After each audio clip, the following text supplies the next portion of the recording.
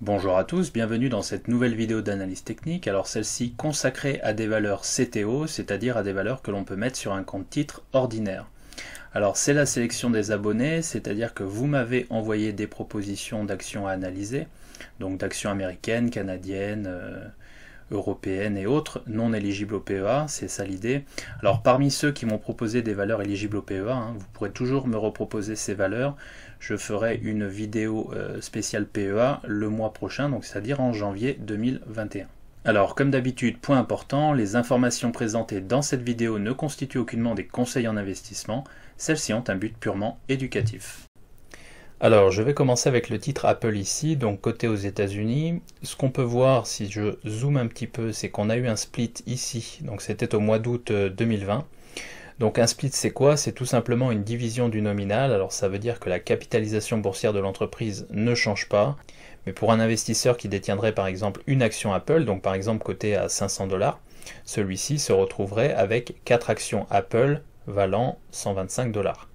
Donc autrement dit, la valeur détenue par l'investisseur ne change pas, mais celui-ci se retrouve avec 4 actions au lieu d'une, ce qui permet en tout cas à l'entreprise d'augmenter la liquidité du titre, puisque davantage d'investisseurs sont capables de se positionner à 125$ par action, notamment des petits porteurs, et ça favorise en fait la liquidité du titre à plus long terme.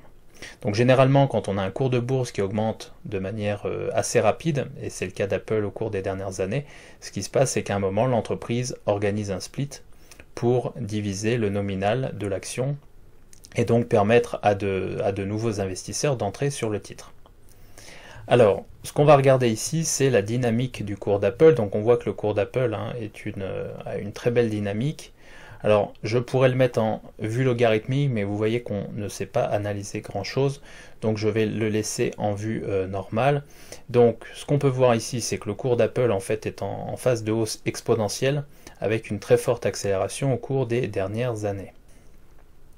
Alors, à quoi est-ce qu'on voit cette hausse exponentielle? Tout simplement, si je commence à tirer des droites de tendance comme ceci, vous voyez, on a une première tendance comme ceci.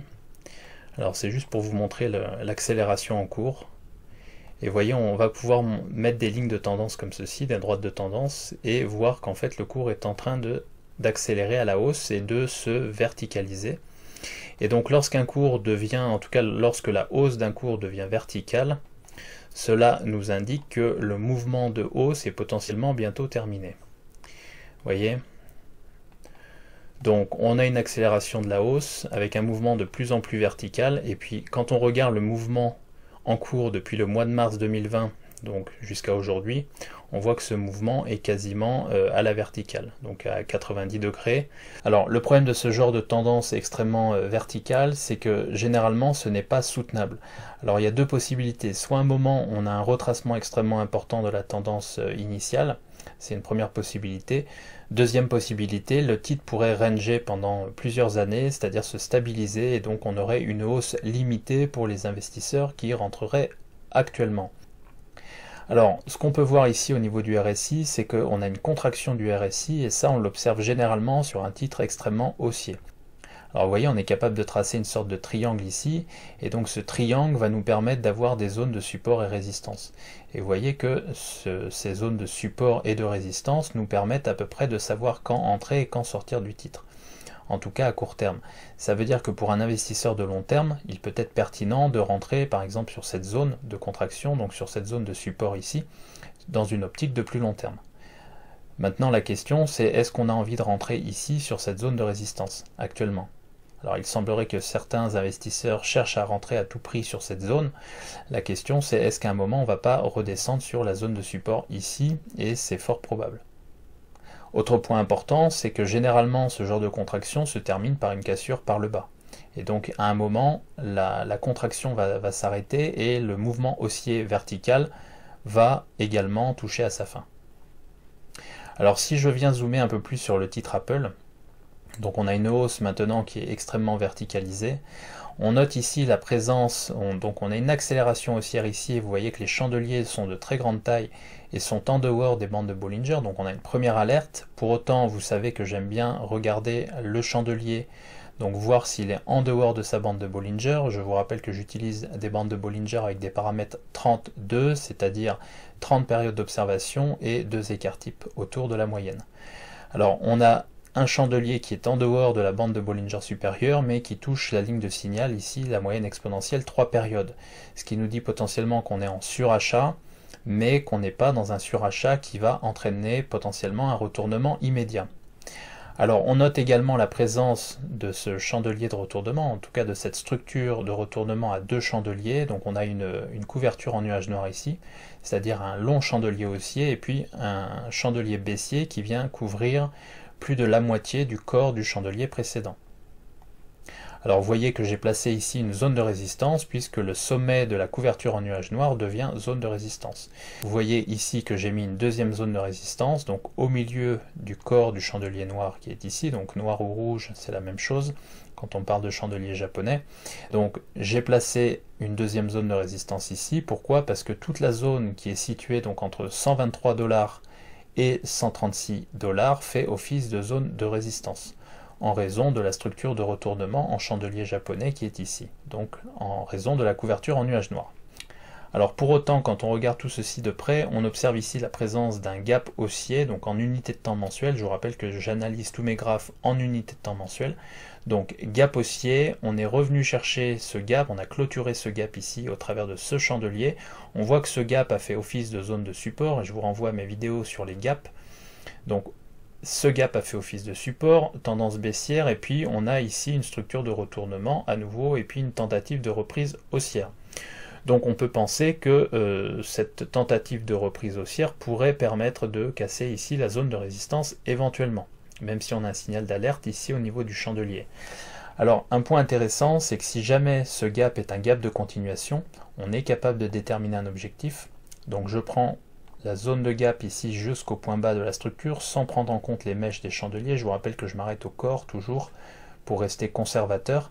Et puis je reporte cette zone au-dessus, donc au-dessus de la zone de gap. Et si jamais il s'agit d'un gap de continuation, ça veut dire que l'objectif est situé aux alentours de 151 $ sur le titre Apple. Ce qui veut dire que l'objectif haussier de 151 $, et en cas de retournement du marché, c'est très simple. On peut imaginer que les cours viendraient caler dans cette zone, et donc on pourrait éventuellement calculer un objectif baissier.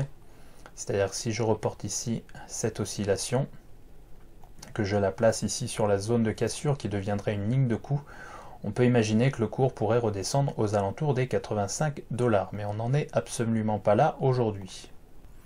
Alors ce qu'on retiendra sur Apple, c'est que les cours oscillent au-dessus des moyennes mobiles 5-8 périodes ici. Alors on voit qu'on est sorti des bandes de la bande de Bollinger ici, on est venu rechercher la moyenne mobile exponentielle 5-8 périodes, donc 5 périodes en haut, 8 périodes en bas, et les cours sont repartis à la hausse. Donc on a toujours un très fort mouvement, ou en tout cas un très fort courant acheteur sur le titre. Maintenant la question c'est est-ce que ce mouvement est soutenable à plus long terme? J'aurais tendance à penser que vu la verticalisation du mouvement, ce mouvement va probablement prendre fin dans les 6 prochains mois.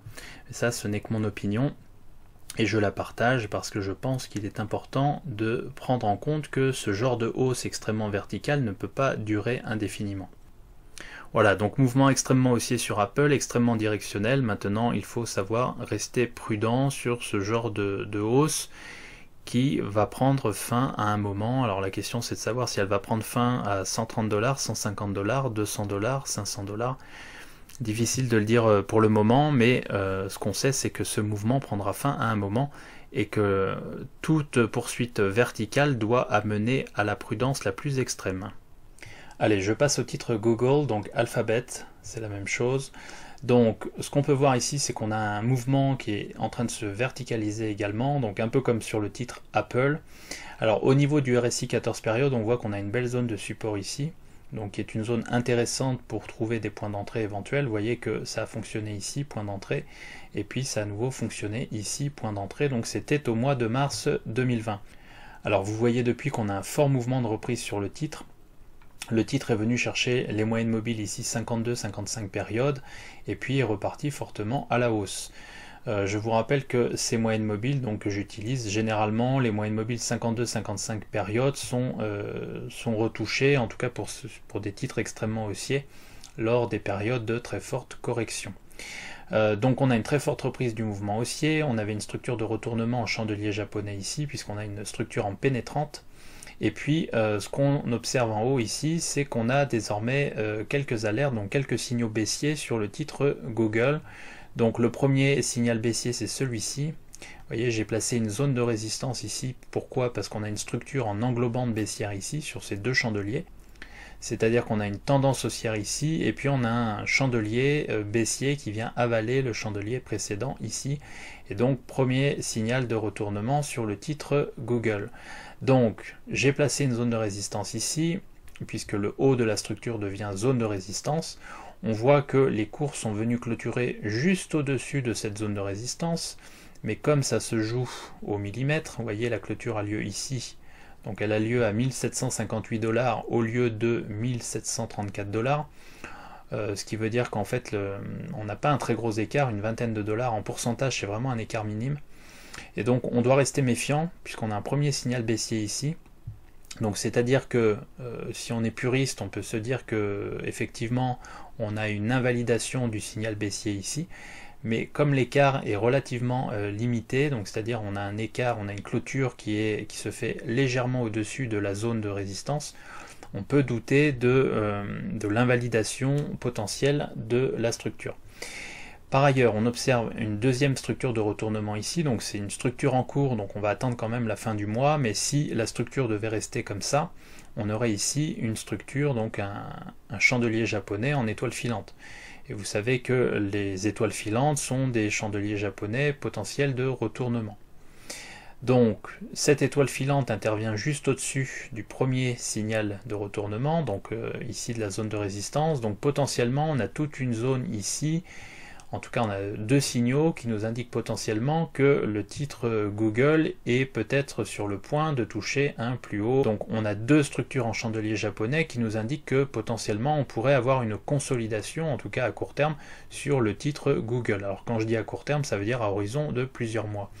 On a un troisième signal baissier ici, c'est le fait que le chandelier en cours en fait se situe au-delà de la bande de Bollinger supérieure et ne touche pas sa moyenne mobile 3 périodes, donc moyenne mobile exponentielle 3 périodes, c'est ce que j'appelle ma ligne de signal, ce qui veut dire potentiellement que le titre pourrait se retourner dans les prochains mois.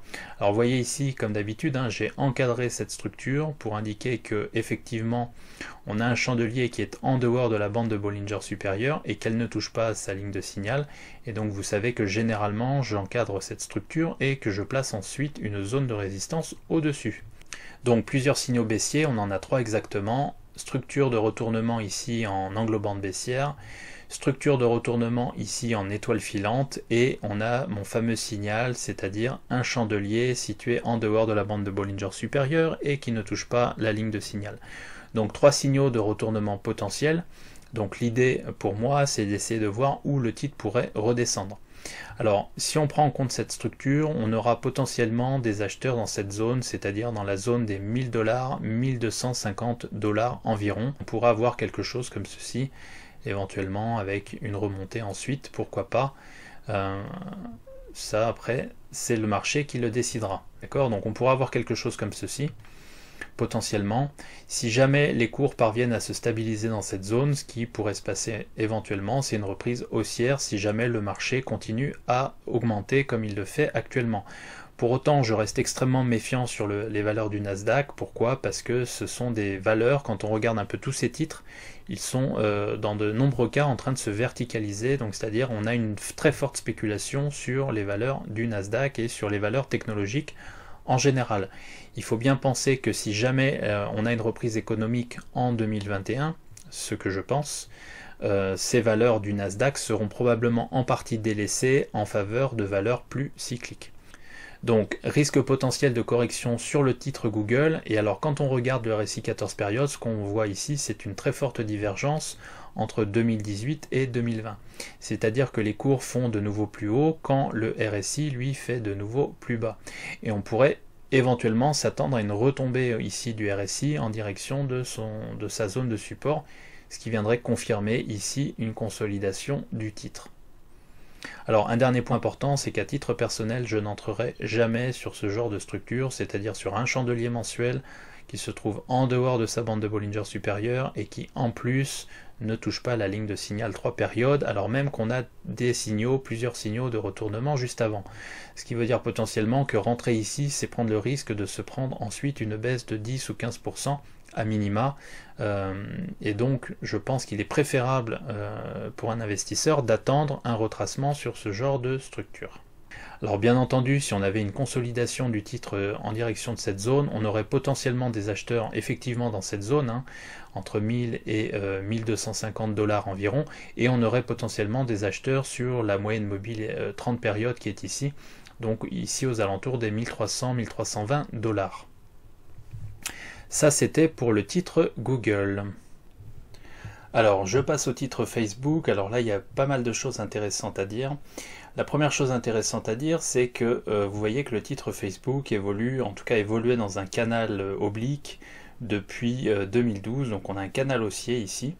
Le titre évolue entre une zone de support ici matérialisée en bas par cette droite de support en violet et par une zone de résistance en haut matérialisée également en violet ici. Donc les cours de Facebook évoluaient dans ce canal haussier. On voit également qu'on est capable de tracer une droite de résonance ici, donc au milieu, qui sépare ce canal ascendant en deux parties symétriques. Alors la chose intéressante, c'est que vous voyez, on a cette structure qui apparaît de temps en temps, et qui est une structure que j'aime bien. C'est un rounding top de continuation. C'est-à-dire qu'on a une structure en rounding top, c'est-à-dire on a un sommet arrondi comme ceci. Alors généralement on peut anticiper éventuellement une sortie par le bas, mais quand cette sortie par le bas n'a pas lieu et qu'on a une reprise haussière comme ceci, on peut mesurer un objectif. Et donc ce qu'on fait, c'est qu'on mesure en fait la distance, et ce que j'ai fait ici, c'est qu'on prend la distance de ce rounding top en ne tenant compte uniquement, en ne prenant en compte uniquement que le corps des chandeliers. Donc je m'arrête ici sur le sommet du corps le plus haut qui est ici, et je le reporte ici sur la zone de cassure. Donc ça nous donne un objectif, et le premier objectif était situé dans la zone des 250-260 $ environ. Donc on avait un rounding top de continuation, le marché repart, casse sa zone de résistance ici, on est capable de déterminer un objectif ici, et on voit que l'objectif a été atteint au mois d'août 2020.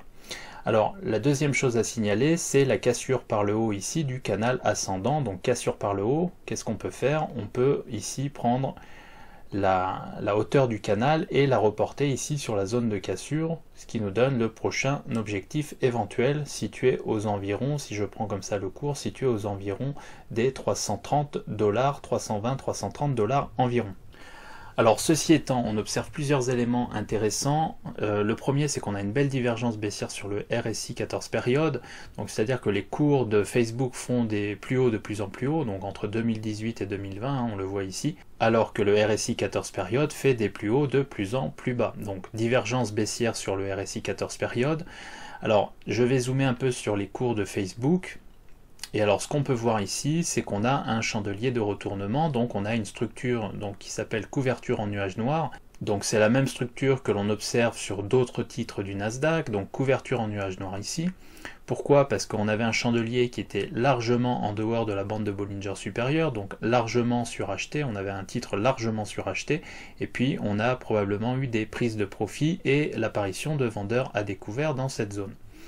Alors ceci étant, le titre Facebook est en train de remonter, et ce qu'on peut voir, donc, et ce qu'on est capable de tracer, c'est une première zone de résistance donc sur le sommet de la structure en couverture en nuage noir.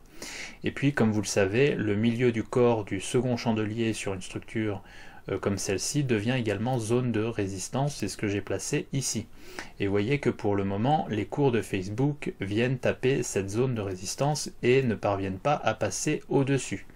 Donc la question qu'on va pouvoir se poser, c'est est-ce que Facebook, en tout cas le titre, va être capable d'aller chercher l'objectif qui est situé ici à 320 $, ou bien est-ce que le cours de Facebook va redescendre? Alors potentiellement, pour tester, et je vais mettre une zone ici, potentiellement pour avoir une rechute en direction ici des 250 $ environ, je vais mettre quelque chose comme ceci, on va mettre ça en orange, donc on pourra avoir un retest de cette zone. c'est-à-dire potentiellement on ne parviendrait pas, en tout cas le cours ne parviendrait pas à franchir cette zone, et on pourrait éventuellement redescendre en direction de cette zone, donc des 250 $. Donc je mets quelque chose comme ceci. Donc on pourra avoir un retest ici avant une remontée plus franche, une tentative de remontée éventuelle. Ça c'est le premier scénario possible. Je vais le sauvegarder, voilà. Deuxième scénario possible, c'est qu'en fait, si jamais on a un retournement du marché, notamment un retournement sur le Nasdaq, on pourrait avoir une réintégration du canal haussier qui est ici. Et donc le scénario alternatif, c'est un retour en tout cas en direction des 210-220 $. Donc on pourra avoir une deuxième zone ici, je vais le mettre ici, je vais le cloner. Donc on pourra avoir une deuxième zone par ici. D'accord? Auquel cas je pense qu'on retrouverait des acheteurs potentiellement sur cette zone. Donc pour résumer, tendance extrêmement haussière également sur Facebook. On a un objectif ici potentiel dans la zone des 320-330 $ en haut, à condition de franchir cette zone de résistance qui me paraît relativement importante. Si jamais on a une consolidation sur le titre, retour potentiel dans la zone des 240-250 $ ici, et si jamais la correction est beaucoup plus franche, alors on pourrait avoir un retour dans la zone des 210-215 voire 220 $ ici. Voilà ce que je peux dire sur le titre Facebook. Alors je passe au titre Microsoft. Alors là c'est pareil, il y a beaucoup de choses à dire. On voit que le titre Microsoft est parti dans une ascension parabolique, donc hausse parabolique du titre, avec une verticalisation en cours, donc comme sur la plupart des grosses valeurs ou des grosses capitalisations boursières du Nasdaq. Alors on observe quelque chose de très intéressant sur le RSI, c'est-à-dire qu'on a une forme de, en tout cas on a une ascension en forme de biseau, et donc probablement ce qui pourrait se passer, donc premièrement c'est qu'on a encore un potentiel de hausse sur ce RSI, c'est-à-dire qu'on pourrait monter comme ceci, éventuellement casser ici, on pourrait avoir quelque chose comme ceci. Voilà, et puis avant une rechute très importante. Alors, ce qui se passe généralement quand on a un biseau comme ça, c'est qu'à un moment, on vient chercher le bas du biseau. Donc ça veut dire qu'à un moment, le RSI va complètement flancher, probablement un peu comme en 1999. Alors tout ça, ça veut dire quoi? Ça veut dire potentiellement qu'en fait, on pourrait avoir une continuation de l'accélération haussière, en tout cas à court terme, avant probablement une très forte consolidation sur le titre Microsoft. De mon côté, j'envisage à un moment que le titre Microsoft puisse perdre 50% de sa valeur, donc entre 40 et 50% de sa valeur. Donc, on a une très forte hausse sur le titre Microsoft. Ce qu'on peut voir, je vais zoomer ici. Ce qu'on peut voir ici, c'est qu'on a, comme sur les autres titres qu'on a vus auparavant, une structure de retournement. Donc on a une structure en avalement baissier ici. Vous voyez que j'ai placé une zone de résistance sur le sommet de cette structure. On regarde les deux chandeliers et puis on place la zone de résistance sur la partie, en tout cas sur le point le plus haut de ces deux chandeliers. Donc zone de résistance ici, les cours tentent une remontée haussière. Je vous rappelle que le milieu, je vais le placer ici, le milieu du corps de cette structure, en tout cas du deuxième chandelier, devient zone de résistance. C'est ce qu'on a ici pour l'instant. Les cours viennent taper cette zone de résistance. Donc ça c'est un chandelier japonais. La question c'est est-ce que les cours de Microsoft peuvent continuer à monter de manière aussi verticale? La réponse est oui, probablement à très court terme. Donc on pourrait avoir une tentative de cassure ici, même peut-être avec une ultime accélération ici, avant potentiellement un retournement. Alors il est difficile de dire où est-ce qu'on peut aller sur ces niveaux. Ce qu'on sait par contre, c'est qu'on a potentiellement une zone de support assez importante ici, puisqu'on a un long chandelier blanc ici, et donc on pourrait avoir une zone de support relativement importante ici dans cette zone. Donc je vais le tracer comme ceci, je vais cloner ici. Ici on a un marteau avec une structure en englobante, donc toute cette zone ici potentiellement est une zone de support très important, ce qui veut dire qu'en cas de retournement du marché, on pourrait retrouver des acheteurs dans cette zone. Alors je vais le mettre en vert comme ceci, voilà. Donc je vais sauvegarder tout ça. Donc on va regarder un peu ce que ça donne au niveau par rapport au point haut. Ça donne un potentiel de baisse, vous voyez, de 35% environ. Donc si jamais le retournement devait avoir lieu sur cette zone, on pourrait avoir une baisse de 35% environ. Si jamais le retournement a lieu un peu plus haut, on pourrait effectivement avoir une baisse de 40 à 50%. Bien entendu, tout ceci n'est que de la spéculation à ce stade, hein. On on a un premier signal de retournement, mais on n'a pas encore d'enclenchement du mouvement baissier. Maintenant, la présence de ce biseau me laisse penser que le retournement aura lieu de manière extrêmement soudaine.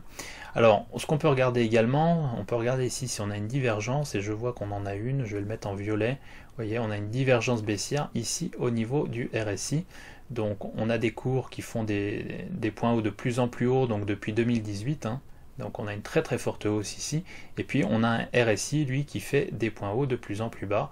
Donc pareil, divergence baissière, un peu comme ce qu'on avait observé entre 97 et 99. Alors pour rappel, un 97-99 sur Microsoft, vous voyez, on était passé ici d'un prix de 10 $ par action à 60 $ par action, et puis le cours de Microsoft avait perdu dans la foulée, on va le mesurer ici, un peu plus de 60%. Voilà. Juste pour avoir une idée de ce qui peut se passer sur ce genre de titre. Il ne faut pas penser que parce que ce sont des titres extrêmement recherchés en ce moment, que ceux-ci ne peuvent pas à un moment perdre 50% de leur valeur. En bourse, les choses se font et se défont de manière relativement régulière. Voilà, donc pour conclure sur Microsoft, mouvement extrêmement haussier, extrêmement vertical, accélération en cours, donc hausse parabolique, et la question qu'on va se poser, c'est à quel niveau Microsoft va se retourner. Alors je prends le pari que Microsoft va effectivement se retourner, va effectivement perdre 40 à 50% de sa valeur. La question c'est, est-ce que ça aura lieu très prochainement, ou bien est-ce que ça aura lieu dans plusieurs trimestres? La question est plutôt de savoir quand ça aura lieu, et pas si ça aura lieu.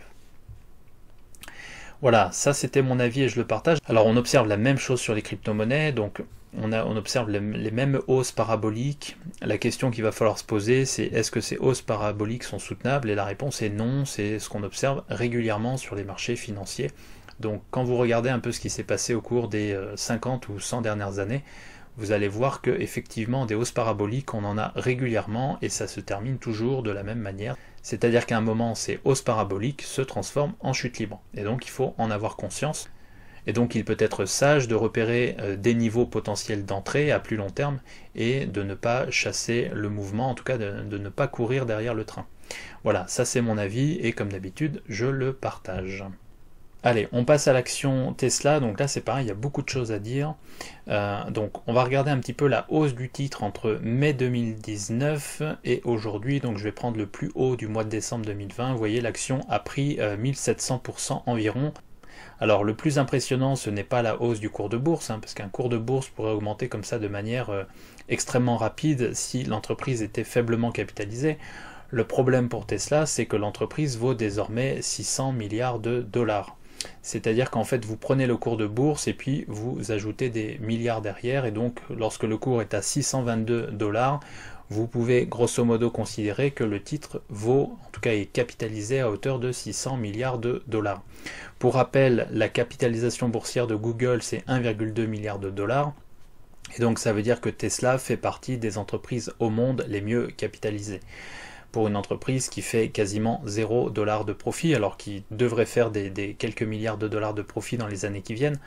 Mais la question qu'il faut se poser, c'est est-ce que cette entreprise est correctement valorisée aujourd'hui, à savoir est-ce que l'entreprise Tesla va conquérir l'ensemble du marché automobile mondial? Et je pense que la valorisation de Tesla n'est pas justifiée aujourd'hui, en tout cas au vu du potentiel. C'est-à-dire que le marché part du principe que Tesla aujourd'hui vaut l'équivalent de l'ensemble des marques automobiles mondiales, plus une prime technologique. De mon point de vue, cette valorisation n'a strictement aucun sens. Alors je le dis, je le partage dans cette vidéo, la valorisation de Tesla aujourd'hui n'a strictement aucun sens. Pourquoi? Parce que je pense que Tesla n'a pas d'avantage compétitif durable. Et donc cette entreprise ne peut pas être valorisée comme l'ensemble du marché automobile mondial. Mais ça, je pense qu'on aura l'occasion d'en reparler. Alors ce qu'on peut voir ici, c'est qu'au 31 août 2020, on a eu un split de 5 pour 1, ça veut dire qu'un actionnaire qui avait une action de Tesla à 500 $ s'est retrouvé avec 5 actions de Tesla à 100 $ l'action. Encore une fois, le but pour l'entreprise est d'augmenter la liquidité du titre sur le marché pour inciter les investisseurs, et notamment les petits porteurs, à accumuler des titres Tesla. Alors, on a eu une correction ici, donc on a eu une très très forte hausse au mois d'août 2020, et puis on a eu une correction du cours, donc on était en dehors de la bande de Bollinger supérieure.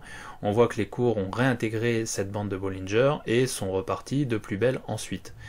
Donc la question qu'on va se poser, c'est est-ce que le cours de Tesla peut continuer à monter comme ça? Alors je lis un petit peu la presse sur le titre, je vois que certains analystes voient du Tesla à 2000, 3000, 4000 et même 5000 $, c'est-à-dire une capitalisation boursière potentielle de 5 milliards, ce qui en ferait l'entreprise la mieux valorisée au monde. Moi de mon côté, j'ai quand même beaucoup de doutes. Pour moi, Tesla, ça reste une sorte de château dans les airs, c'est-à-dire que on a une entreprise qui est extrêmement bien valorisée par le marché, qui veut bien croire aux chiffres qu'on lui annonce. Pour autant, je reste sceptique quant à la capacité de Tesla à conquérir l'ensemble du marché automobile mondial. Donc d'un point de vue technique, on observe deux choses. La première, c'est au niveau du RSI 14 périodes, c'est-à-dire qu'on a une divergence baissière au niveau du RSI qui remonte à 2013, c'est-à-dire qu'on a 7 années de divergence baissière, et on voit que le RSI ici n'a toujours pas fait de plus haut sur le RSI. Ça, c'est un premier élément. Et le deuxième élément, c'est qu'on a une hausse verticale du titre Tesla, c'est-à-dire que tout le monde se précipite pour acheter ce titre et l'avoir en portefeuille. C'est un titre extrêmement à la mode, que tout le monde veut avoir donc, et c'est le genre de titre que Peter Lynch aurait refusé de mettre en portefeuille. Pourquoi? Parce que c'est un titre extrêmement spéculatif, c'est-à-dire que tout le monde se met à spéculer sur Tesla, un peu comme tout le monde se met à spéculer sur les crypto-monnaies, ou en tout cas sur le Bitcoin en particulier. Alors je dis pas qu'il ne faut pas spéculer, hein. On peut allouer une partie de son portefeuille en spéculant sur certains titres. Le tout, c'est de bien faire attention, de ne pas se surexposer à ce genre de titre. Pourquoi? Parce que si jamais le titre, effectivement, continue de monter, ça va être très bien, ça va bénéficier au portefeuille, à la rentabilité du portefeuille. Maintenant, si demain le titre perd 80% ou 90% de sa valeur, et que vous êtes surexposé au niveau du portefeuille sur ce genre de titre, ça va faire très mal au niveau de la rentabilité long terme du portefeuille. Donc il faut bien avoir conscience du risque que l'on prend lorsqu'on se surexpose à ce genre de titre. Et pour regarder d'autres youtubeurs qui font des vidéos, notamment aux États-Unis, ce que je vois en ce moment, c'est qu'ils sont en train d'allouer massivement leurs capitaux en faveur de ce genre d'actions. Et le problème, c'est qu'aujourd'hui, les actions montent, tout le monde en plus a tendance à faire un peu comme ce qu'ils font eux, donc à répliquer un peu leur prise de position sur Tesla. Le problème, c'est que quand le marché va se retourner, tout le monde va sortir en même temps. Et il y a des gens qui vont potentiellement perdre beaucoup d'argent avec Tesla. Donc on pourra en reparler, bien entendu, mais je reste convaincu que de nombreux investisseurs vont se retrouver sur le carreau à cause de leur prise de position excessive sur le titre Tesla. Alors maintenant, si on se focalise uniquement sur ce graphique, on peut voir qu'on a une sorte de structure en drapeau ici. Donc je vais tracer le drapeau ici, comme ceci, et donc potentiellement on pourra avoir quelque chose comme ceci. On part du bas de la tendance ici, et puis je reporte la tendance ici. Donc ça nous donnerait quelque chose comme ceci. Vous voyez? Donc vous voyez, ça nous donnerait quelque chose comme ceci. Donc on a un drapeau ici, et puis on a potentiellement un mât ici, et puis on peut reporter ce mât sur le point bas ici au niveau du drapeau, ce qui nous donne un objectif. Alors l'objectif est tellement élevé, je pense qu'il est aux alentours des 800 $, peut-être même des 900 $ par action. Et donc l'objectif est tellement élevé qu'on ne le voit pas ici sur le graphique. C'est une possibilité. Le risque, bien entendu, c'est que ce genre de structure incite des spéculateurs à se positionner, à continuer à se positionner sur le titre Tesla sans regarder les fondamentaux. Alors on pourra avoir un emballement donc en direction des 900 $, c'est pas impossible. Maintenant, je préfère continuer de vous mettre en garde sur un retournement majeur potentiel sur le titre Tesla. Il ne faut pas être devin pour savoir qu'à un moment, cette bulle finira par éclater. Pour ceux qui ont tendance à spéculer sur ce genre de titres et qui sont débutants en bourse, je vous invite à lire des articles et des choses sur la bulle du Mississippi et la bulle des mers du Sud. Vous allez voir que les ressorts psychologiques sont strictement les mêmes. De mon côté, je préférerais accumuler des positions sur l'ensemble des constructeurs automobiles que d'accumuler une position sur Tesla. Pourquoi? Parce que je pense que la technologie de Tesla n'est pas si avancée que ça et donc que l'entreprise n'a pas d'avantage compétitif durable. Voilà, ça c'était pour Tesla. Je vais passer au titre suivant. Allez, je passe au titre Bank of America, donc une bancaire américaine. Alors, ce qu'on va faire, c'est tout de suite regarder le graphique. Alors, on voit ici qu'on avait très rapidement, je vais décrire un peu ce que j'ai mis sur le graphique. Donc, on voit ici qu'on avait une formation en drapeau, donc report ici du mât ici sur le point bas, objectif, on voit que l'objectif avait été atteint donc aux alentours des 50 $, donc c'était en 2004. Le titre ensuite a fait une figure de retournement, donc double sommet, figure en double sommet, la ligne de coup était cassée ici, objectif ici atteint dans un premier temps. Alors je vais zoomer un petit peu, quand on a une rotation ici, vous voyez on a une rotation ici, quand c'est le cas et qu'on vient casser ici la zone de support en bas, ce qu'on peut faire c'est mesurer la hauteur de la rotation et la reporter sur la zone de cassure, ce qui nous donne un objectif en bas, et vous voyez qu'on avait un objectif dans la zone des 12-13 $ environ. Alors le titre Bank of America est venu marquer un point bas, donc c'était en 2009, donc à la suite de la crise de 2008-2009, crise financière. On voit que le titre ensuite a consolidé en formant un triangle, donc triangle ascendant. Donc ascendant pourquoi? Parce que le support est ascendant, et on voit que ce triangle ascendant a été cassé par le haut en 2016, donc en novembre 2016. Alors la cassure de ce triangle ascendant nous permet de calculer un objectif. Je reporte ici la hauteur de la dernière oscillation. Donc je prends la hauteur de la dernière oscillation ici et je la reporte sur la zone de cassure, ce qui nous donne un objectif chartiste ici situé dans la zone des 32 $. On voit que cet objectif a été atteint en 2018. Alors la question à se poser, c'est qu'est-ce qui va se passer désormais sur, ou qu'est-ce qui peut se passer sur le titre Bank of America. Alors déjà on voit que le titre a fortement chuté, donc entre la fin de l'année 2019 et le début de l'année 2020, donc puisqu'au mois de mars le titre était retourné à 18 $, alors qu'il était en fin d'année 2019 à 35 $, donc une chute de quasiment 50%. Alors je vais fermer ce que j'ai ici, voilà. Alors ce qu'on pouvait observer ici au niveau du RSI, c'était une divergence baissière, donc entre 2018 et 2019, donc le cours de Bank of America avait formé de nouveaux plus hauts, alors même que le RSI avait fait de nouveaux plus bas, en tout cas des points hauts de plus en plus bas. Donc la question qu'on va se poser ici, c'est qu'est-ce que peut faire le cours de Bank of America? Alors la première idée ici, vous voyez, si je zoome ici, c'est qu'on a la présence d'un long chandelier haussier avec pour le moment la présence d'un doji.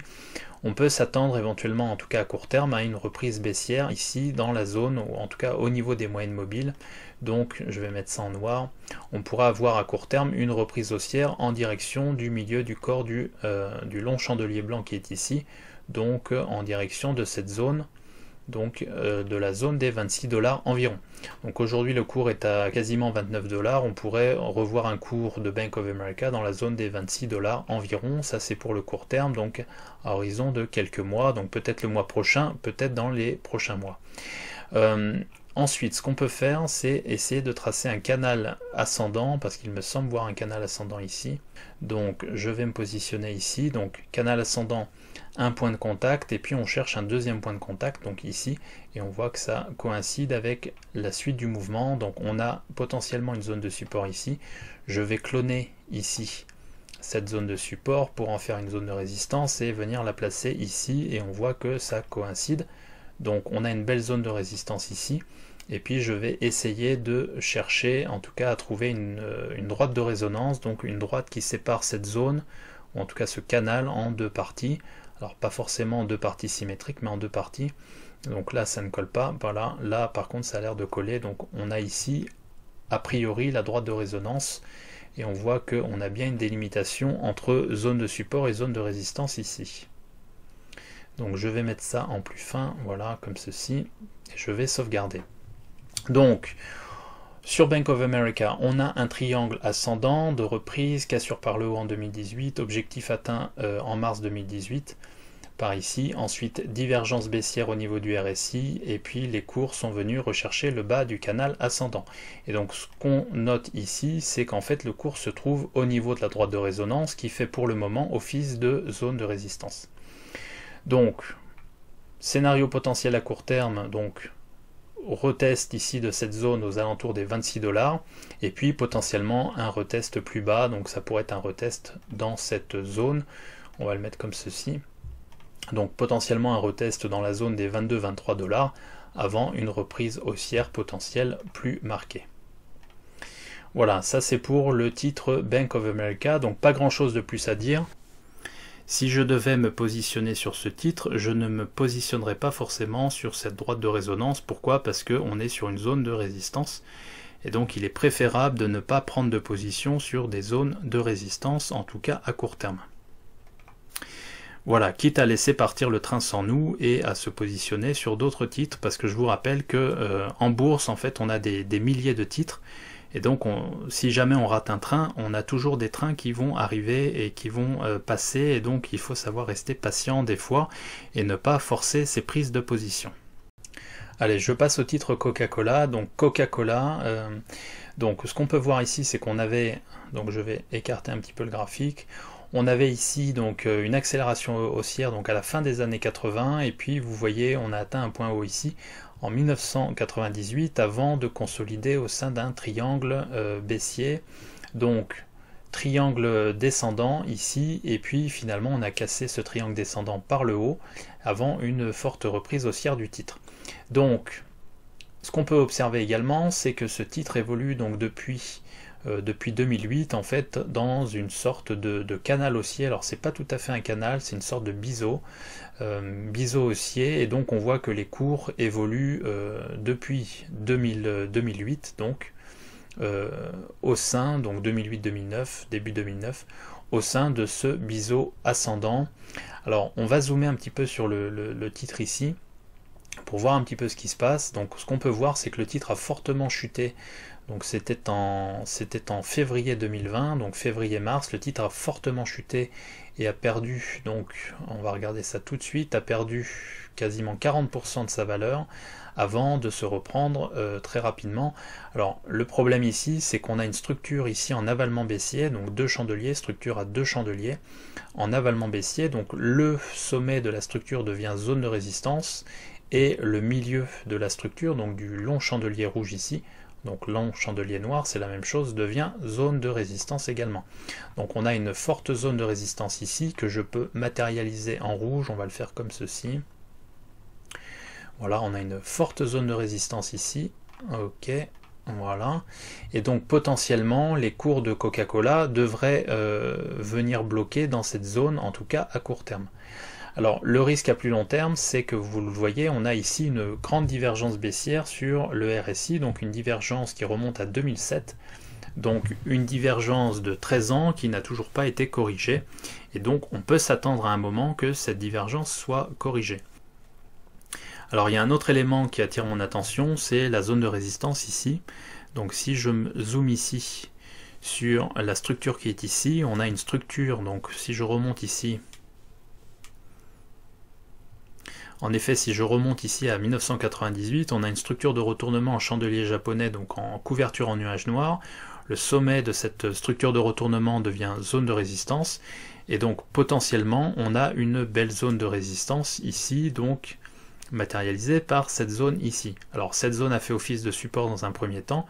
Le risque en fait à plus long terme, c'est qu'en fait cette zone de résistance soit toujours active. Alors, on peut penser qu'à court terme, elle a été validée, hein, inversion de polarité, elle est validée, etc. Mais le fait qu'on ait une belle structure de retournement ici, et qu'on ne soit pas capable pour le moment de remonter au-delà de cette zone, me laisse penser qu'on pourrait avoir une dégradation sur le titre Coca-Cola, et donc potentiellement on pourrait avoir quelque chose comme ça, avec réintégration de ce qui serait alors une zone en tout cas un rectangle, ou un canal horizontal. Alors je vais essayer de matérialiser tout ça. Ça donnerait quelque chose comme ceci, vous voyez. Auquel cas, on pourra avoir un canal horizontal et des oscillations du titre Coca-Cola au sein de ce canal. Donc pour moi, l'idée sur Coca-Cola, c'est pas forcément de prendre des positions aujourd'hui, mais ce serait potentiellement d'acheter lorsque le titre... Alors je vais essayer de matérialiser ça ici. Vous voyez qu'ici, on a une droite de résonance au niveau de ce canal. Donc canal horizontal potentiel, hein, je précise potentiel, et donc l'idée ce serait potentiellement, je vais le mettre ici, de construire des positions lorsque le cours revient sur cette zone ici aux alentours des 31-32 $ environ. Donc l'idée ce serait plutôt de construire des positions dans cette zone, et si jamais les cours venaient à descendre un cran plus bas, ce serait de compléter mes positions dans cette zone ici, et pas forcément d'acheter au-dessus de ce rectangle potentiel, donc de ce canal horizontal potentiel. Voilà, maintenant si jamais les cours de Coca-Cola parvenaient à franchir cette zone de résistance, bien entendu ça remettrait en question cette analyse. Alors un autre point important, c'est qu'on a ici un biseau, et vous savez que généralement quand on a des biseaux, alors ça ressemble assez fort un canal, hein, on pourrait tracer un canal également, mais lorsqu'on a des biseaux, généralement ce qui se passe c'est qu'à un moment on vient casser ce biseau par le bas, et donc il me semble tout à fait possible de voir un cours de Coca-Cola perdre une cinquantaine de pourcents, donc par rapport au cours actuel, un peu moins, vous voyez, perdre peut-être 35 à 40%. Voilà. Donc mon avis sur Coca-Cola, c'est qu'on a toujours cette épée de Damoclès au niveau du RSI et qu'à un moment on devrait avoir une correction du titre. Est-ce que ce sera dans les prochains mois? Ça, je n'en sais rien, mais potentiellement je ne serai pas acheteur de Coca-Cola sur cette zone. Je préférerais attendre que Coca-Cola retrace, revienne au niveau de sa droite de résonance ici pour éventuellement ouvrir une position sur Coca-Cola. Bien entendu, ça ne reste que mon avis, et donc je partage mon avis, mais après à vous de vous faire votre propre opinion. Allez, on passe au titre 3M, donc côté aux États-Unis. Alors je vais le mettre ici. Donc 3M, ça c'est le genre de graphique d'une entreprise de type Stalwart, donc entreprise de très très bonne qualité, puisqu'on voit qu'en fait le graphique, en fait, vous voyez, quand vous avez un graphique comme ça, une oblique, vous êtes capable de tracer un support oblique qui vient traverser l'écran comme ceci sur une période de 30 ou 40 ans, ça veut dire qu'on n'a même pas besoin de regarder les comptes. En tout cas, pour se faire une opinion, on sait que c'est un Stalwart, entreprise de très belle qualité, avec une croissance régulière. Et donc, l'idée sur ce genre d'entreprise, c'est de pouvoir acheter le titre à proximité de sa zone de support. Donc vous voyez, alors la première zone de support ici, il était difficile d'entrevoir en fait quel était le potentiel de l'entreprise. Mais vous voyez ici, en 2009, on a un retour ici, donc on a 2 points de contact ici qui nous permettent de tracer un support. Et vous voyez qu'ici, en 2009, on a également un point de contact sur cette zone de support, et on sait, sans se poser de questions, qu'on peut acheter cette zone de support pour un investissement à long terme. De la même manière, et donc c'est ce que j'ai mis ici, je vais zoomer, on voit ici qu'on a un canal baissier donc actif depuis 2018, donc 2 ans de canal baissier, donc le titre consolide. Pourquoi? Parce que celui-ci s'est bien trop éloigné de sa zone de support, c'est-à-dire de sa tendance long terme, et vous voyez que celui-ci, en fait, les cours sont venus en tout cas à proximité de cette zone de support, puisqu'on est tombé, donc c'était au mois de mars, on est tombé à 114 $, alors même que la zone de support en 2022 sera aux alentours de 114 $. Donc vous voyez qu'on avait potentiellement ici une zone d'achat intéressante, je l'ai matérialisé ici en vert. Donc je prends tout simplement la structure de retournement à 2 chandeliers qui est ici, donc un avalement haussier ou une structure en englobante haussière, et je prends le point bas du marteau qui est ici. Donc ce qu'on a ici, c'est potentiellement la zone idéale d'achat pour le titre 3M dans une optique de plus long terme. Alors la question qu'on peut se poser maintenant, c'est est-ce que le titre peut retomber dans cette zone? La réponse est probablement oui. On voit que le titre est en train de s'extirper de cette zone, pour autant vous voyez que la cassure n'est pas nette. Si je prends ici, donc on est en vue mensuelle, hein, on est bien en vue mensuelle, si je prends ici la structure qu'on a ici, on aurait potentiellement le mois prochain une rechute du cours à proximité de cette zone. Alors après, à voir si... alors pourquoi je dis ça? Tout simplement parce qu'on a une potentielle étoile du soir ici, un chandelier haussier, une toupie ici, et potentiellement on pourrait avoir un chandelier de retournement qui pourrait nous permettre de réintégrer le canal baissier qui est ici, et pourquoi pas à terme venir retester cette zone ultérieurement, donc au cours de l'année 2021 par exemple. Donc l'idée sur ce genre de titre, c'est d'acheter à proximité de cette zone de support. Donc à la question est-ce que 3M peut faire partie d'une watchlist, la réponse est clairement oui. Maintenant l'autre question c'est est-ce que vous avez envie actuellement d'être exposé à la zone dollar ou non, ça c'est une autre question. Il ne faut pas oublier lorsqu'on investit en bourse de prendre en compte l'effet change. Et donc bien entendu si le dollar venait à se déprécier face à l'euro, il faudra aussi se poser la question de l'intérêt d'investir en dollars ou en zone dollar. Au niveau du RSI, on voit qu'on a un magnifique support de long terme ici, et vous voyez généralement que quand le RSI vient pénétrer en fait cette zone et descend au-delà de cette zone matérialisée en orange, généralement on a un potentiel, en tout cas on a une potentielle zone d'achat. C'était le cas en 2008-2009 et c'était à nouveau le cas donc en mars 2020, puisqu'on a une mèche ici qui est venue à proximité de cette zone de support. Ce qu'on doit retenir sur le titre 3M, c'est que 1, c'est un très beau titre de type Stalwart, donc croissance régulière, très belle entreprise, très bien gérée, et que potentiellement tout retour à proximité de cette zone de support historique peut faire l'objet d'un achat, en tout cas d'une mise en portefeuille de ce titre. Voilà ce que j'avais à dire sur le titre 3M. Allez, on passe au titre Alibaba. Donc là, il s'agit de l'ADR, donc coté aux États-Unis, mais ça va quand même nous donner une idée. Vous savez que les titres du type Alibaba, donc les titres chinois, peuvent être achetés donc soit sur le marché de Hong Kong pour un investisseur international, soit éventuellement sur le marché américain via un ADR. Alors, si vous observez bien le graphique d'Alibaba, vous devez avoir l'impression d'avoir déjà vu ce graphique dans cette vidéo. Et je vais vous montrer qu'effectivement, c'est quasiment le cas. Pourquoi? Parce que si on met ici le titre Facebook à la place, vous voyez qu'on a exactement le même graphique. Vous voyez? Donc, on a un canal haussier, donc ça c'était Facebook. Et donc, si je remets Alibaba, vous voyez qu'on a le même type de graphique avec un canal haussier, une structure en rounding top ici, avec une cassure par le haut, un objectif, etc. Alors vous allez me dire, mais pourquoi ces deux titres évoluent de manière similaire?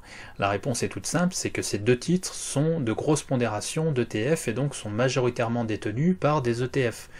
Et dans les ETF, les investisseurs ne se posent pas forcément la question de connaître les fondamentaux de telle ou telle entreprise. Ce qu'ils achètent, c'est l'ETF, et donc c'est les valeurs qu'il y a dedans. Et les plus grosses pondérations dans ces ETF sont les valeurs de type Alibaba ou Facebook. Et donc on se retrouve au final avec des tendances qui sont extrêmement similaires, même si les fondamentaux des deux entreprises ne sont pas forcément totalement similaires. Alors, mon commentaire va être très rapide, hein, c'est exactement la même chose que pour Facebook. Donc on a un canal haussier, canal ascendant, on a ici un rounding top, on a une sortie par le haut ici, donc tentative de sortie qui ne fonctionne pas dans un premier temps, et puis véritable sortie ici, et puis on va chercher l'objectif situé ici à 275 $. Alors vous voyez qu'on est venu chercher l'objectif ici, qu'on est repassé au-dessus, et puis qu'on a une structure en englobante baissière avec un très long chandelier noir, donc chandelier rouge ici, et puis on est venu se reposer ici sur la zone de résistance devenue pour le moment zone de support. Ce qu'il faudra observer, c'est voir si cette zone en fait continue à faire office de support ou bien si les cours d'Alibaba reviennent chercher la droite de résonance qui est ici aux alentours des 235 $. Au niveau du RSI, on voit que celui-ci oscille au sein d'un triangle symétrique. Donc on a une contraction de ce triangle symétrique qui accompagne la hausse du cours d'Alibaba. Alors, on a une zone de support ici au niveau du RSI, et donc on peut penser que si les cours venaient à chercher leur droite de résonance, on pourrait se retrouver ici sur la zone de support, et auquel cas je pense on aurait un courant acheteur potentiel. Donc ça veut dire que sur Alibaba, on pourrait éventuellement retrouver un courant acheteur dans cette zone. Voilà, alors je la matérialise comme ceci, dans cette zone qui est ici. Voilà, comme ceci, et donc potentiellement avec un retest du support ici avant une reprise haussière et des oscillations de plus en plus petites. Alors ce qui veut dire également que le titre Alibaba pourrait également venir chercher un objectif un peu plus élevé, donc je vais le mettre ici, puisqu'on peut envisager éventuellement un report du canal ascendant ici, et donc je vais cloner ici le canal. Voilà, et donc ça peut nous donner un objectif éventuel, c'est exactement la même chose que sur Facebook. On pourrait avoir un objectif ici situé dans la zone des 340 $ environ. Donc voilà en gros ce qu'on pouvait dire sur Alibaba, donc un objectif en bas dans la zone des 230-235 $ ici environ, en cas de poursuite de la baisse sur le titre, et objectif en haut situé dans la zone des 330-340 $ environ. Allez, on passe au titre NIO qui m'a été demandé, donc un titre similaire au titre Tesla.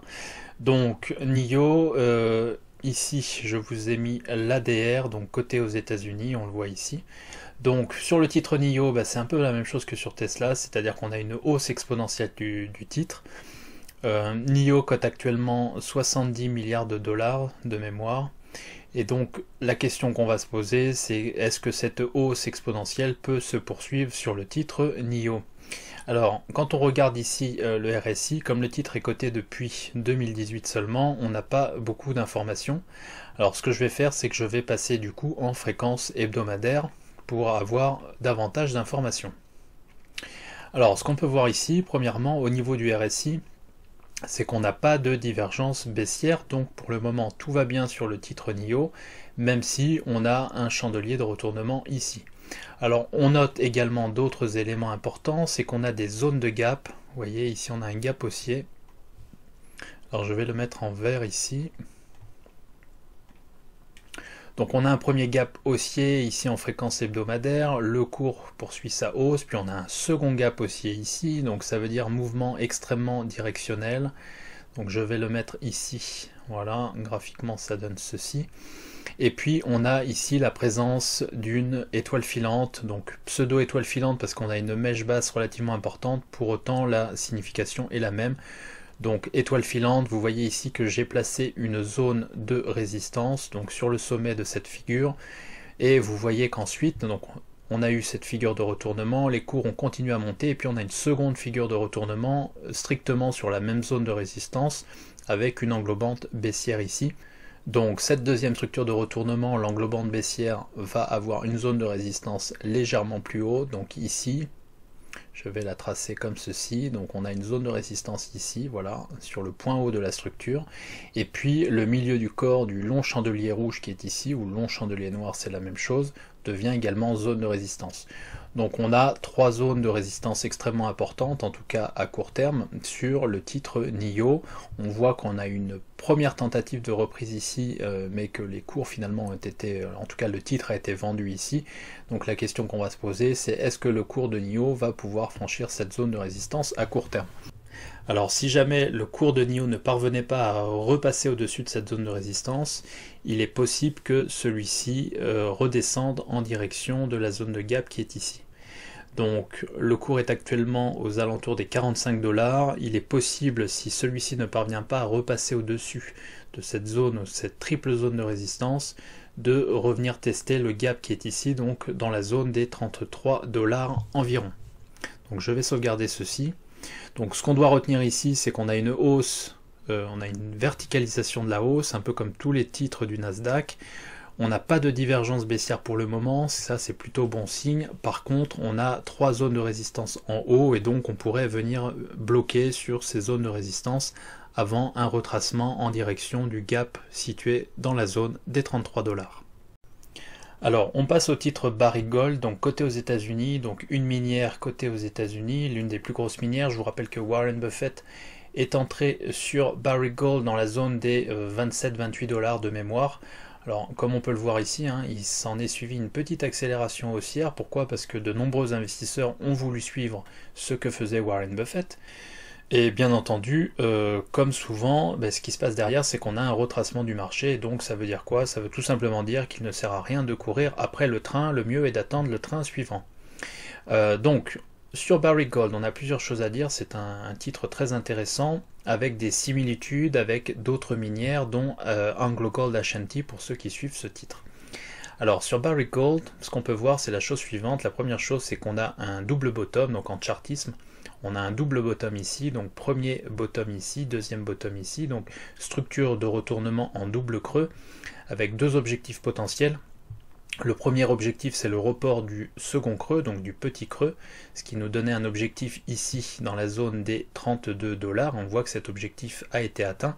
Et puis on a un second objectif qui est le report du deuxième creux, donc ici sur la zone de cassure, donc sur la ligne de coup, qui nous donne ici un objectif aux environs de 37 $ environ.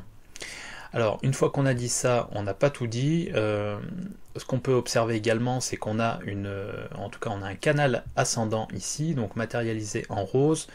Et donc, vous voyez que j'ai reporté la zone de support qui est ici en haut pour obtenir la zone de résistance, que celle-ci matche très bien ce qu'il est en train de se passer sur le cours de Barrick Gold. Et on a également une droite de résonance ici au milieu qui sépare les cours en deux zones, donc au sein de ce canal ascendant. Donc, le titre est en train de consolider, c'est un grand classique sur les structures en double creux.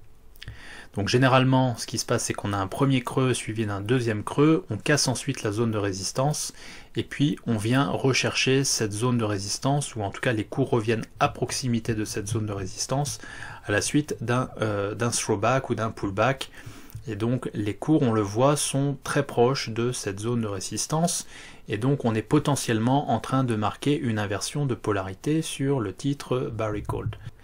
Et c'est exactement le cas également sur d'autres minières du même type. Alors, ce qui va se passer ici probablement, on a deux scénarios possibles. Le premier scénario, c'est qu'en fait les cours viennent chercher cette zone ou s'arrêtent ici à proximité de la zone avant de repartir de plus belle. Deuxième scénario possible, les cours en fait vont retracer ou pourraient éventuellement retracer jusqu'à la zone de support qui est ici. Et alors ce qui se passe parfois sur les double bottom, les figures en double bottom, et c'est la même chose sur les double top ou triple top, c'est que les cours viennent parfois chercher le milieu. On va essayer de bien le positionner. Les cours viennent parfois chercher le milieu de la structure. On va le mettre comme ceci. Je vais le mettre en pointillé, voilà, et on va le mettre en fin, voilà. Donc c'est à dire que les cours viennent parfois rechercher le milieu du double bottom, donc c'est à dire qu'on pourra avoir des cours qui pourraient retomber dans la zone des 15 $ environ. Ce qui veut dire à mon avis que l'on va retrouver des acheteurs sur le titre Barrick Gold dans la zone des 15-20 $, avec potentiellement, vous voyez, je vais le tracer ici en noir, des acheteurs qui pourraient commencer à se présenter au milieu ici du chandelier japonais, donc du long chandelier noir. Je vais essayer de tracer ça correctement. Donc vous voyez, entre ici et ici, je vais cloner tout ceci. Pourquoi? Parce qu'ici on a un marteau, on pourrait revenir chercher le milieu du marteau. Et donc techniquement on a deux zones, une zone A, une zone B. Je vais l'écrire comme ceci. Voilà, donc potentiellement pour moi on a deux zones, c'est-à-dire qu'on devrait retrouver des acheteurs entre ces deux zones, donc entre le point A et le point B. Et donc potentiellement sur le titre Barrick Gold, ce qu'on pourra avoir c'est quelque chose comme ceci. Je vais essayer de le tracer en bleu. On pourra avoir comme ça une reprise progressive du cours au fil du temps qui passe, donc quelque chose un peu comme ceci, avec potentiellement un objectif ultime, en tout cas pour le moment, situé dans la zone des 37 $ environ. Alors je vais essayer de bien tracer tout ça, voilà, comme ceci. On pourra avoir un scénario comme celui-ci, d'accord? Donc soit les cours se reprennent assez rapidement au niveau de la droite de résonance, donc dans cette zone, avant de repartir de plus belle, soit les cours viennent s'intercaler, en tout cas entre le point A et le point B, auquel cas on devrait retrouver un courant acheteur avant une reprise haussière plus importante. Voilà, donc ça c'est mon avis sur Barrick Gold, et c'est mon avis sur l'essentiel des valeurs minières, puisqu'en fait on observe des graphiques réellement similaires à celui-là. On observe également au niveau du RSI qu'on avait une résistance qui remontait à 1987, vous voyez, zone de résistance. À chaque fois qu'on vient chercher cette zone de résistance, les cours sont ramenés un cran plus bas. On note que depuis 2018, cette zone a fait office de zone de support, que cette zone de support coïncide avec le deuxième creux de la structure en double creux, donc de la structure en double bottom, et que depuis on a une reprise haussière également au niveau du RSI. Et donc il me semble que la tendance haussière sur les minières, et notamment sur Barrick Gold, n'est probablement pas terminée, mais n'en est peut-être qu'à ses débuts. Voilà en gros ce que j'avais à dire sur le titre Barrick Gold. Allez, on passe au dernier titre de la vidéo, donc on va se focaliser ici sur le titre Assa Abloy, donc un titre suédois coté à Stockholm. Alors, c'est le premier fabricant mondial de systèmes de verrouillage, donc c'est un titre relativement intéressant. Alors, ce qu'on peut voir ici, c'est que le titre évoluait en fait dans un canal ascendant depuis 1995, que ce titre en fait est sorti par le haut de ce canal ascendant, de ce premier canal ascendant en 2013, puis on voit ici qu'on a un second canal ascendant qui est cassé par le haut, donc en 2014, et puis le cours oscille depuis dans une extension de ce deuxième canal ascendant, donc depuis 2014. Alors on observe une divergence baissière ici au niveau du RSI, c'est-à-dire que les cours font de nouveau plus haut, donc on observe une hausse des cours donc entre 2015 et 2020, et puis on observe une divergence baissière sur le RSI qui a été partiellement corrigée donc au cours du mois de mars 2020. Alors je vais zoomer un petit peu sur le graphique ici. C'est un peu comme pour Facebook et Alibaba, on observe un rounding top ici, donc c'était entre 2015 et 2019, donc rounding top. Et ici on a affaire à un rounding top de continuation, c'est-à-dire que je prends la hauteur de l'oscillation ici, je la reporte ici sur la zone de cassure et ça me donne un objectif situé aux environs des 240 couronnes suédoises. Donc ce qu'on peut voir ici, c'est que l'objectif a été atteint au cours du mois de janvier 2020 et depuis le titre a fortement corrigé puisqu'il est revenu à 158 couronnes suédoises environ avant de repartir à la hausse. Alors au niveau des chandeliers japonais, ce qu'on peut voir, c'est qu'on a une structure de retournement ici avec une englobante baissière. Donc on a une zone de résistance située aux environs des 248-250 couronnes suédoises environ, et puis on a une seconde zone de résistance ici située aux environs des 225 couronnes suédoises. Donc l'objectif à moyen terme a été atteint, et puis on a cette structure de retournement en chandelier japonais qui fait pour le moment office de résistance. Vous voyez que si je zoome davantage, que le cours de Assa Abloy est rejeté dans cette zone des 225 couronnes suédoises environ. Et donc la question qu'on peut se poser, c'est est-ce que le cours va pouvoir passer au-dessus de cette zone de résistance qui est relativement importante, ou bien est-ce que le cours peut consolider et retomber un cran plus bas? Alors si on regarde le RSI ici, on voit que celui-ci est toujours en divergence baissière, même si celui-ci a été partiellement corrigé ici. Donc on a potentiellement toujours une divergence baissière sur le RSI et une forte zone de résistance ici en haut. Donc le scénario envisagé de mon côté, alors ça ne veut pas dire que c'est ce qui va se passer, mais c'est ce qui pourrait se passer, ce serait potentiellement une oscillation, ou en tout cas une latéralisation du cours d'Assa Abloy, un peu comme ceci. Et donc après, en fait, il faudrait voir un peu ce que ça peut donner. Donc on aurait potentiellement quelque chose comme ceci.